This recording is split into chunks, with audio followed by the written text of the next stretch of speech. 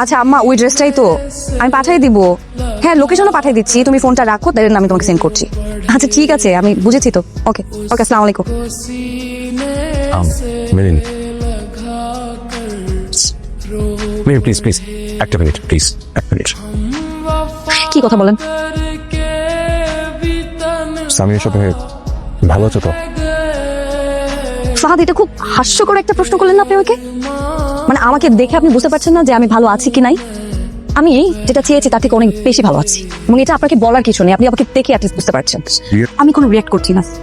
আপনি যে ফেক কেয়ারটা দেখাচ্ছেন না আমার প্রতি, এগুলো আমি বুঝি। এগুলো প্লিজ বন্ধ করেন। এগুলো যে নাটক করেন না, এই নাটকগুলো বোঝা যায়। এত নাটক বন্ধ করেন। আর আপনি তোমার সব এক্সপেক্টস মাত্রাকে ঝাড়া ফেলো। She is my wife, respect দিয়ে কথা বলবা। সামির, কাকে রেসপেক্ট দিয়ে কথা বলবে? হ্যাঁ, বয়ফ্রেন্ডের ভাইকে বিয়ে করে বসে আছে, তাকে বলে রেসপেক্ট দিতে হবে? আপনি সাবধান, কথাবার্তা বুঝে শুনে বলবেন। তোমার থেকে শিখতে হবে আমি কিভাবে কথা বলবো। হ্যাঁ, আপনি কথাবার্তা বুঝে শুনে বলবেন। আমার ওয়াইফকে নিয়ে একটা বাজে কথা বলবেন না। বাজে মানুষকে নিয়ে বাজে কথা বলবো না তো কি বলবো? আপনি তো লিমিট ক্রস করতেছেন। 100 বার করবো, কি করবা? হ্যাঁ কি করবো দেখতে চান আপনি? হ্যাঁ, দেখাও কি করবা। দেখতে চান আপনি কি করবেন? এই সামির, কার সঙ্গে বিয়াদবি করছিস তুই? আসলে মাথা ঠিক আছে তোর? আচ্ছা, উল্টা পাল্টা করলে কিন্তু একদম দিব আমি। আমার হাত আছে। সামির, সামির, বেয়াদব ছেলে, কি শুরু করছিস? হ্যাঁ, হয়তো হয়তো সবকিছু ভুলে গেছিস না? জানো বুঝা।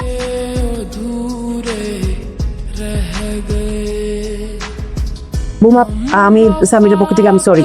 ও ইদানিং কেমন যেন মাথাটা উল্টাপাল্টা হয়ে গেছে।